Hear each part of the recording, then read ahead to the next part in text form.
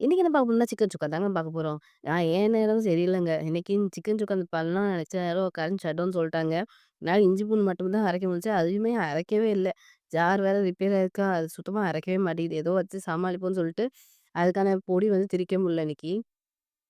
Chicken சுக்காக்கு இந்த மல்லி வித, அப்புறம் சோம்பு, பட்டை, மிளகு, ஜீரகம் எல்லாமே நல்லா வறுத்து, அது திரிச்சோம் பொடி போட்டோம்னா சூப்பரா இருக்கும். நீங்க சிம்பிளா வச்சுட்டேன்.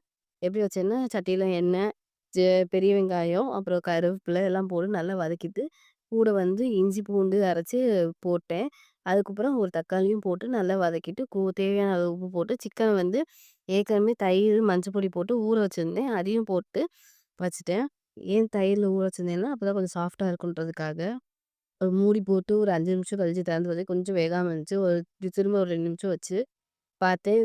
ஒரு ஒரு 90% வெந்துருச்சு. இன்னும் மசாலா போட்டு கிண்டி இறக்க கரெக்ட்டா இருக்கும். ஓவர் குக் பண்ணாலும் கொஞ்சம் ரப்பர் மாரி ஆயிரும்.